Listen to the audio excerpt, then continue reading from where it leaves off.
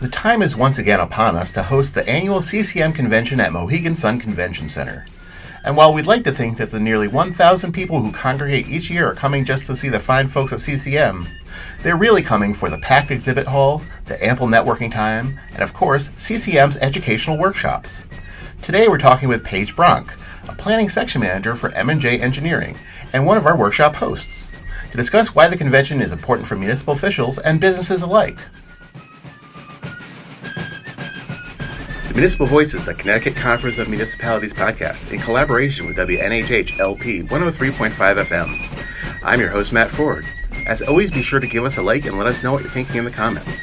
CCM's Municipal Voice podcast continues to present a key forum on important state-local issues. The views expressed do not necessarily reflect the consensus views of CCM or member municipal leaders. So first of all, could you tell us a little bit about M&J, what your company does and what you do there?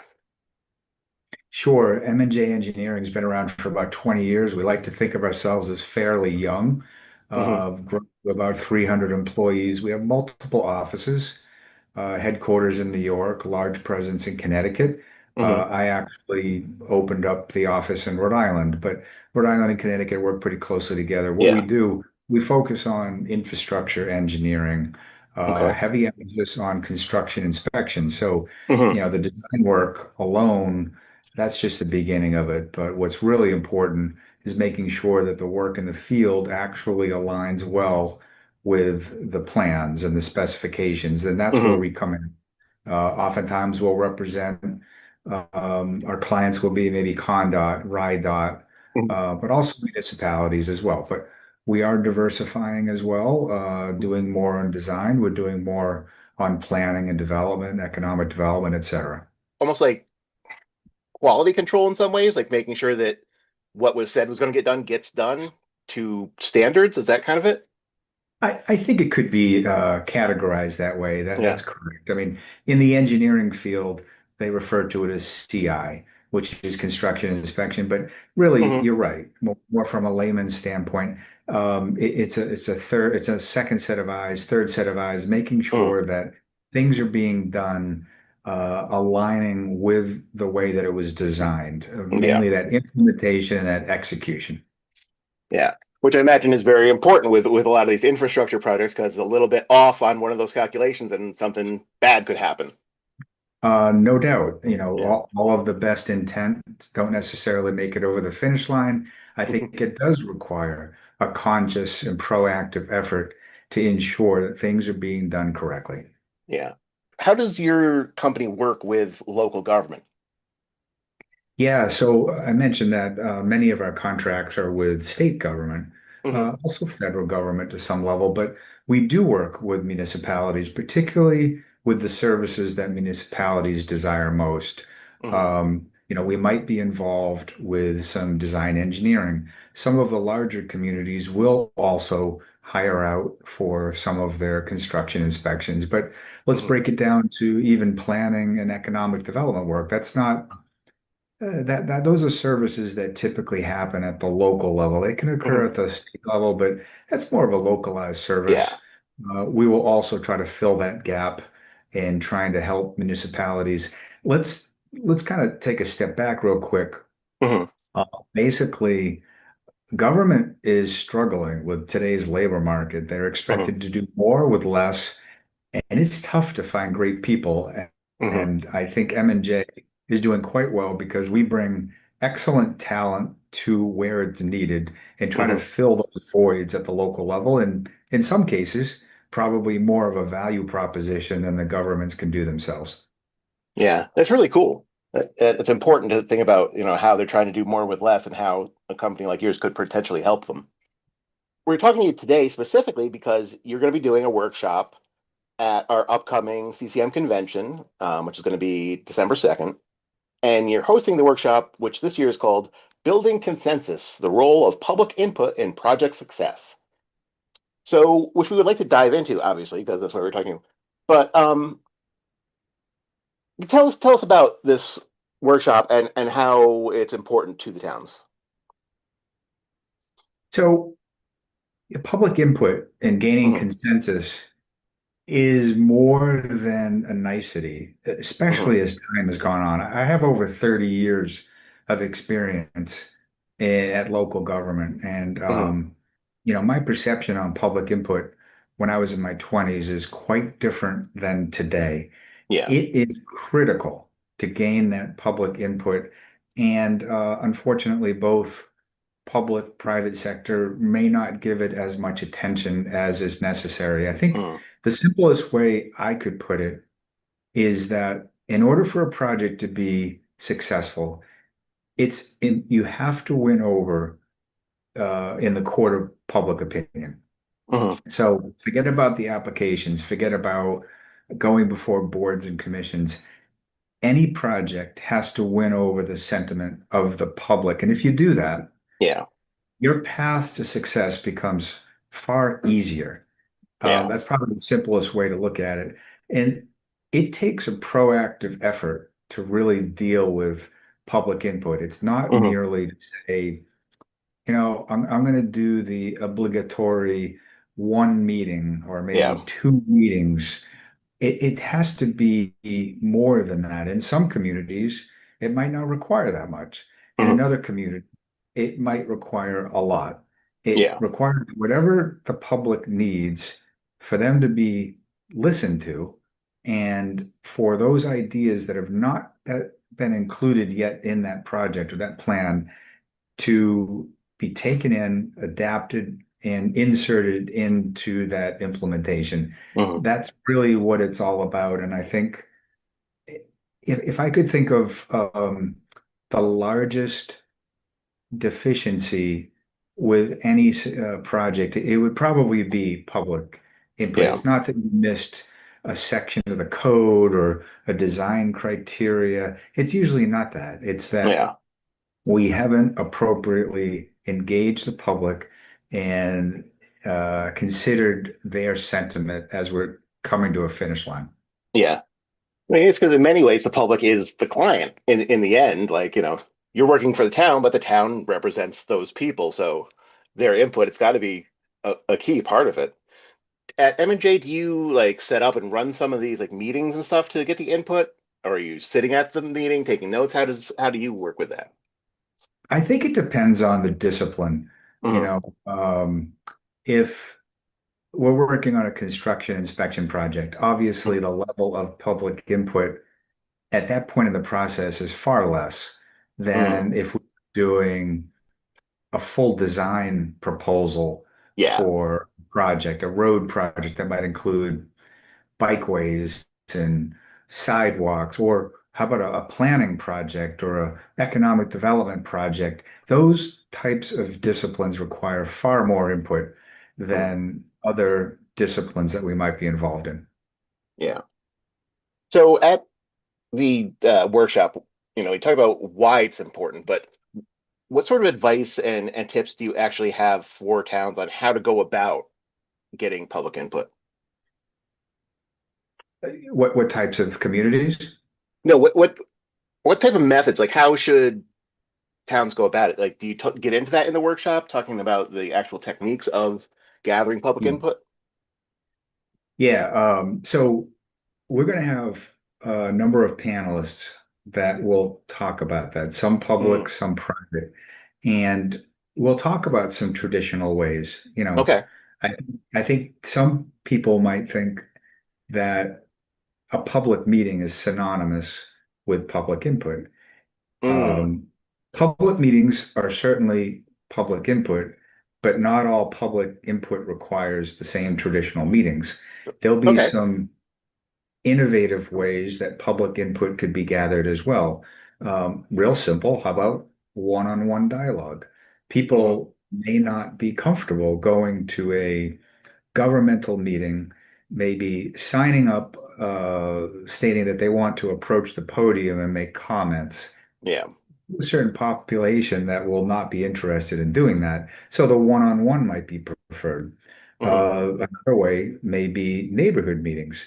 Maybe people are more comfortable just dealing with a smaller grouping, and you go to their arena, their area, their home turf Hmm. to have those conversations rather than inviting them into a governmental complex. Yeah. Um, Even more, some people don't like meetings at all. They're more comfortable with a digital presence. Mm. Um, and there are methods to do that. They're fairly new methods, actually, Yeah. where rather than saying we're going to meet you on such and such a date at this time, the online methods are more 24/7. So maybe you work a lot. Maybe you're not Mm. able to show up somewhere, but at 10 o'clock at night, you would like to provide your input. Well, there are now virtual ways to actually Mm. engage the public. And in some ways that actually might be superior to those that are trying to do a project because we can best document that input. Mm. Let me explain if I could. Uh, we've all been to these public meetings, Yeah. and it's typically the same people.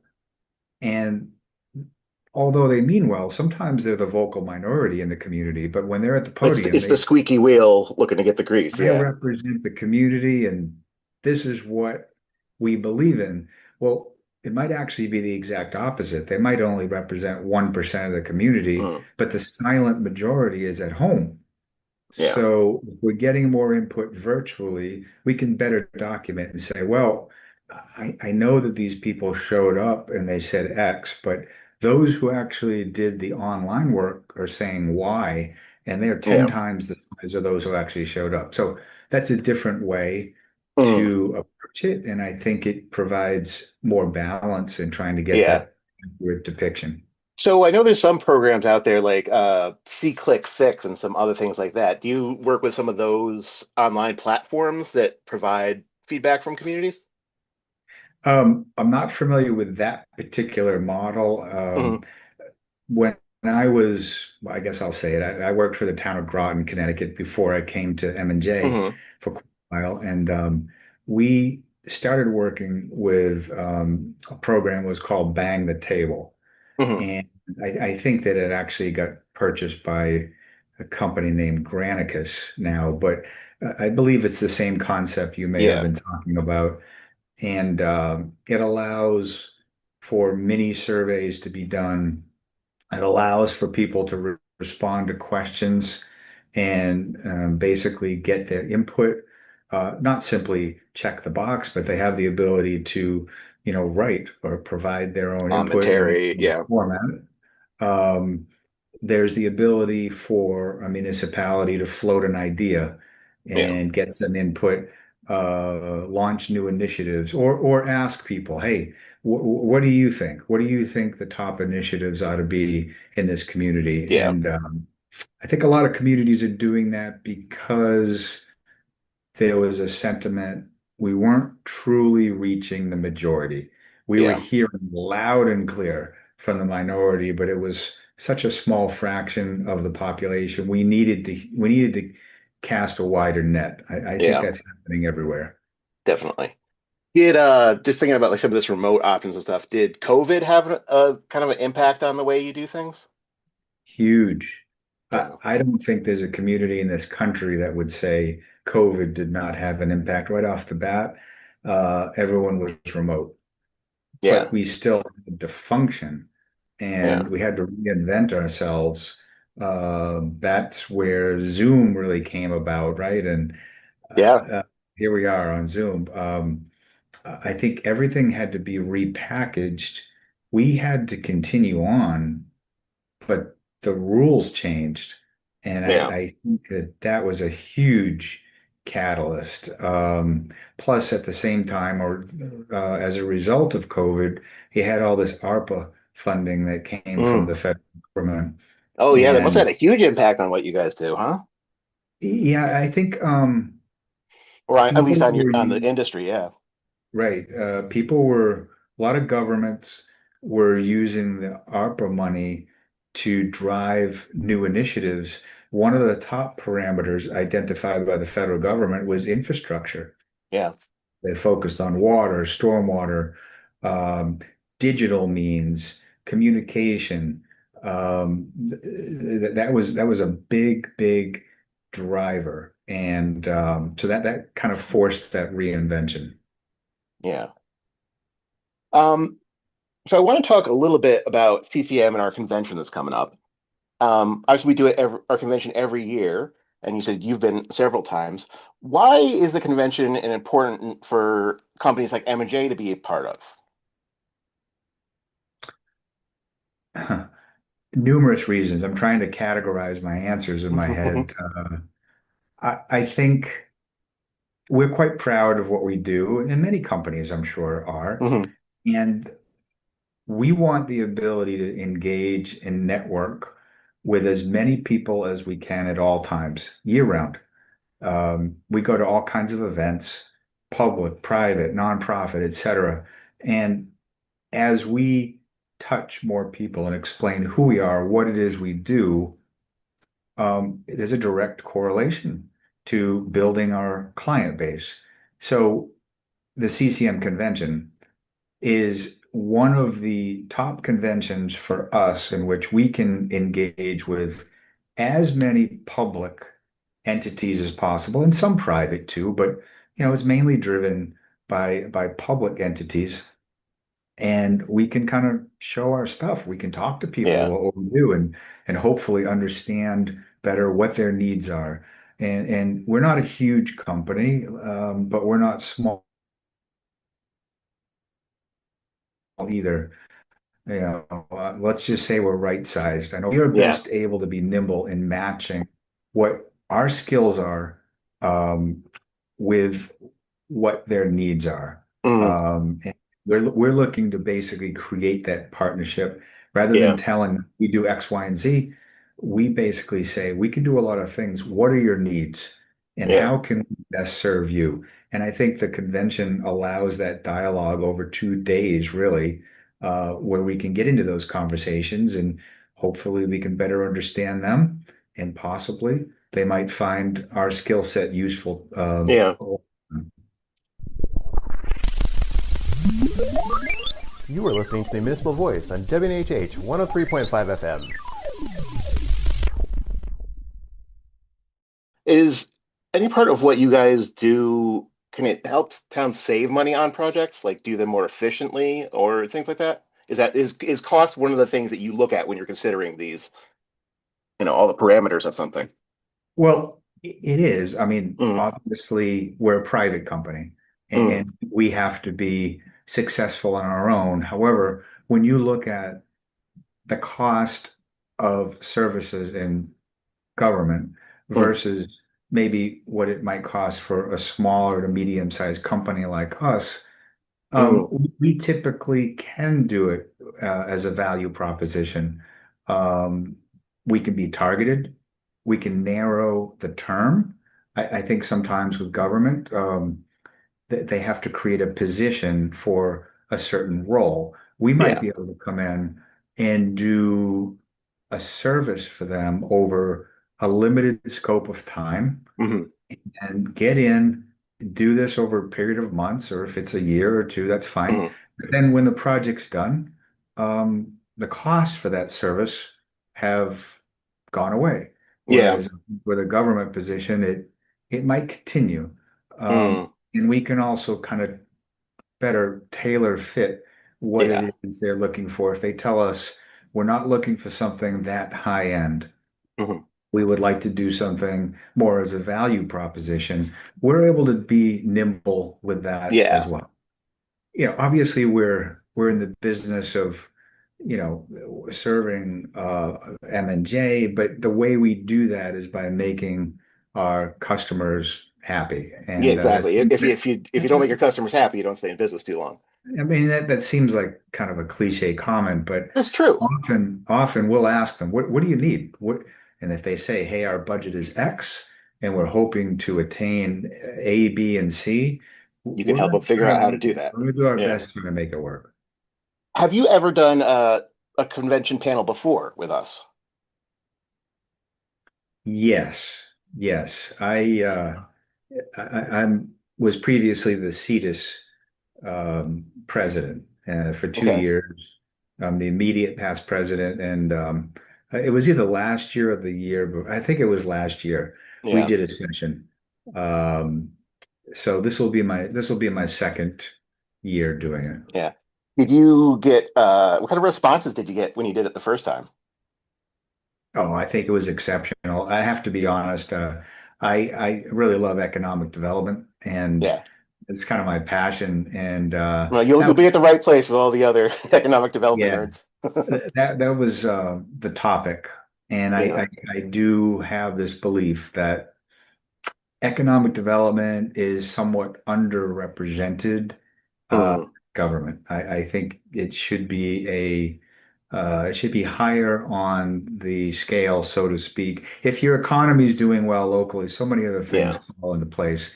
So when we get to talk about economic development in a convincing way, and you see people having like this an epiphany, it's highly satisfying to me, and Yeah. I that's a great takeaway for professionals to bring back to their community. Like you want a better education system, you want more open space, you want bikeways, you want your roads to be well, you want your library to be top notch. How do you pay for it?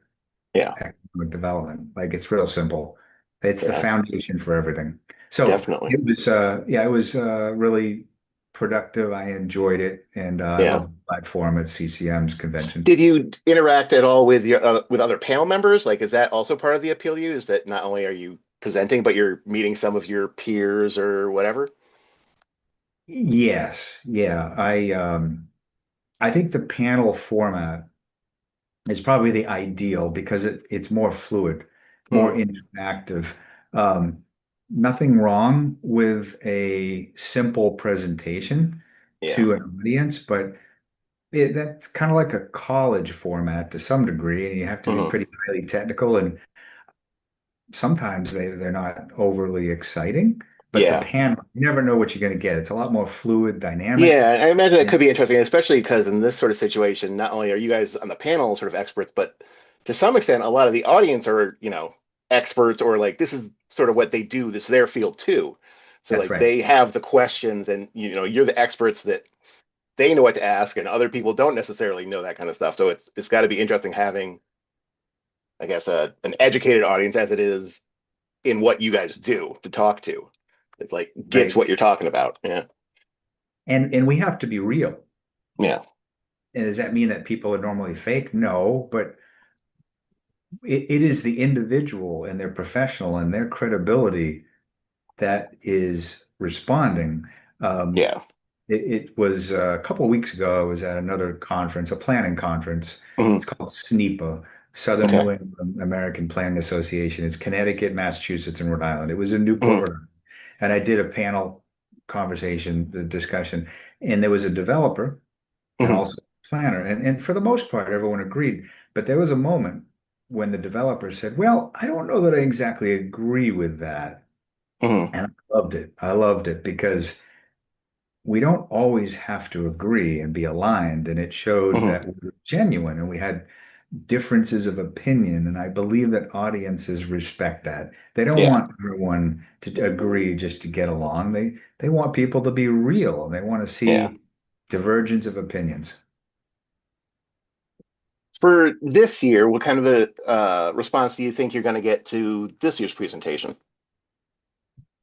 I think it's going to be of interest. You mean in terms of how many people or just the Or no, sentiment? just the response from the audience. Like, what's going to be interesting for people coming to this workshop?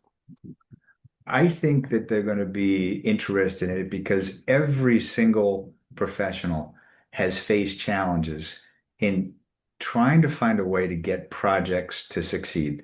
Hmm. Even if a private developer comes before a board or commission, um, the staff usually has an opinion. They may not wear it on their Hmm. sleeve. Let's say it's a housing development. The staff knows chances are you need housing. It's a critical Yeah. issue. They would like to see quality housing projects move forward. So they're kind of rooting for the developer. They're not necessarily saying it's got to be 150 units. If it was Yeah. something less, then that's fine. But they want progress. Everyone wants some level of progress, and they're wondering, what trick could I use to do a better job to get a project to succeed? Yeah. And as I said before, this public input is critical. So Mm. there will be audience members will be listening. What am I doing wrong? What can I do better? How might I add another tool in my toolbox so I can do a better job to succeed with these Yeah. projects. It sounds like it'll be really useful for everybody. Well, Yeah, Paige, I look forward to seeing you in a little under 2 weeks now, I think, it's at coming the up. CCM convention. Yeah, it's coming up fast. Got to eat some turkey first, but we'll be seeing you on December 2nd at the convention. Well, Paige from M&J Engineering, thanks so much for talking with us today. We really appreciate it. Thank you, Matt. I appreciate it. We'd like to thank our guest, Paige Brunk. The Municipal Voice is a co-production by CCM and WNHH 103.5 FM. Joe Thornton is our executive producer, Christopher Gilson is our producer, Harry Draws is on the boards, and I'm Matt Ford, your host. Be sure to check out our Facebook page and give us a like. And watch out for our